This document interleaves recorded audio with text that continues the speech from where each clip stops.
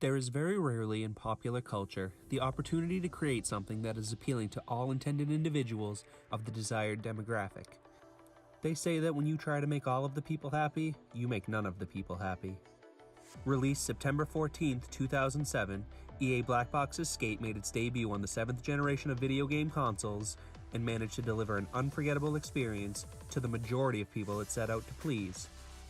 With an, at the time, unheard of amount of realism in a skateboarding game, Skate was able to bring a breath of fresh air to a corner of the market that wouldn't have been surprised if this title credit carded itself in its pursuit of our credit cards. Skaters and gamers rejoiced. Now, I don't want to give this topic any more time than is needed, but you can't talk about Skate extensively without mentioning the Tony Hawk series of video games. Great games in their own right, the Tony Hawk series of games quickly saturated the market with its arcadey, fast-paced take on the skateboarding genre. While it wasn't the first skateboarding video game, it was the first one to accurately capture the skate culture, while allowing you to tear up a beautiful and realistic city. Without Tony Hawk, we might never have gotten the experience that is Skate. From the moment you boot up Skate, you're able to escape into an entirely new universe.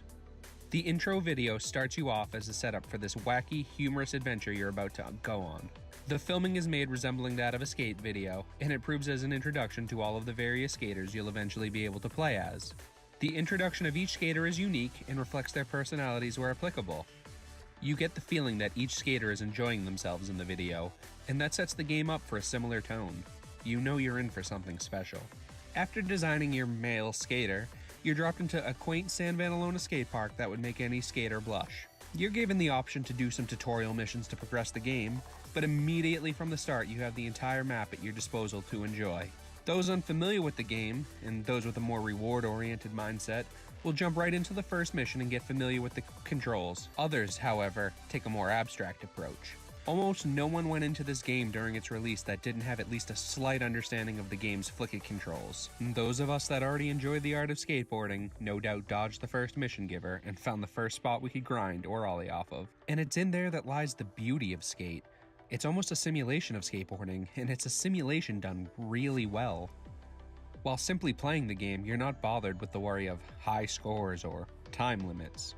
It's just you, your board, in a believable city that has opportunity in every nook and cranny.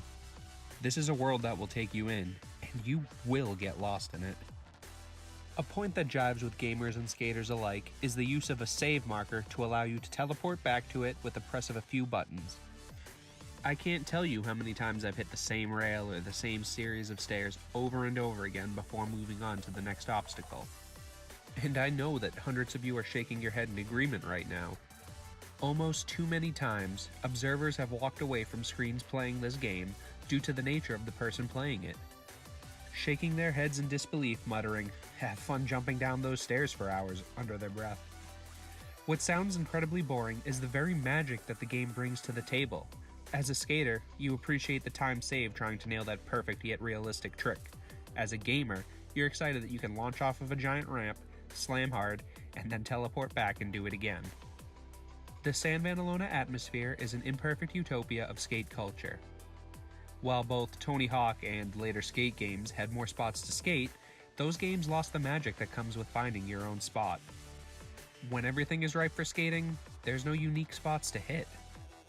There's a reason that in skate videos you don't see skaters hitting the same tricks down the same obstacles that have already been done in the past. It is an art form. Skaters are consistently looking to push themselves and to push the sport itself. In San Vanalona, there aren't quarter pipes on every corner, every stair set isn't uniform, gaps can be choppy and runways can be narrow. Sure, even in Skate 1 there are plenty of obvious gaps, perfect stair sets, and convenient hills, but there are just as many spots that let you get your creative juices flowing. The controls for this game were revolutionary at the time. Gamers were presented with a whole new control scheme to master. Skaters were left with the logical evolution that made perfect sense. It is a huge win for skate culture when you realize that the tricks are different depending on which way your skateboarder is currently oriented. Further, it also flips around depending on your skater's preferred way to stand, goofy or regular. Nollie is not the same thing as fakie. Harder tricks are harder to master than similar tricks. Want to pop an ollie? A quick flick of the stick and you're there. Want to do a kickflip? a logical flick in the correct direction, and you should be landing them pretty consistently. Once you get the hang of the controls, you can start throwing in tray flips and laser flips with some regularity. But do you want to be able to nollie inward hard flip up ledges? That is going to take a considerable amount of time enjoying the game before you can get them on lock. Now I, and many others no doubt, are able to play this game like it's an arcade game.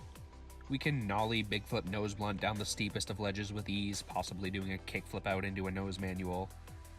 But we don't. Where's the fun in that? I want to gap down a small parking lot ledge, push a bit, ollie up a ledge into a nose manny, kick flip out and call it a scene. If I land sketchy, or worse, I land too clean, I teleport back and try the same thing again. The tricks need to look like someone is actually doing them, and any flick-it-happy gamer can quickly toss out any sense of realism, yet think they are experts at the game. Real experts know that the theatrics of a great skate line shouldn't be flashy the entire way through. This game comes from a time before EA was synonymous with pleasing shareholders. Now, skate isn't perfect. Keep in mind that this is a video love letter. It's not a review or a retrospective. There are plenty of lag, some long load times, an uninspired story, and plenty of what I call loading screen areas. While the lag can be fairly unacceptable, it was an early 7th gen release, so we can cut it some slack. The same criteria applies to the loading screens, but thankfully you can skate from one edge of the map to the other without seeing a single one. It's missions and fast travel that can sometimes break the pace and provide long loading screens. And the story is your classic, become a pro, get access to all the best skate spots shtick. And that's fine for the first entry in the series. Now, I mentioned what I call loading screen areas. These are long stretches of the game where it's really just a road with a few things to grind in between and ultimately nothing else really to see. The way I see it, it's just a way of loading all of the good skate spots together without forcing you to sit through a loading screen. In fact, once you've put an extensive amount of time into the game, you begin to notice, hey, this area between the res and downtown doesn't have much going on besides a few electrical boxes.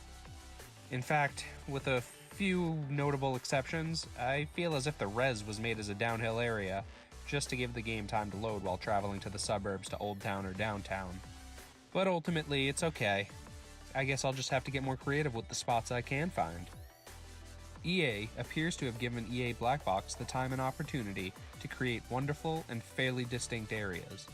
Each section of the map does have its own unique color palette that can grow tiring if you spend too much time in one area.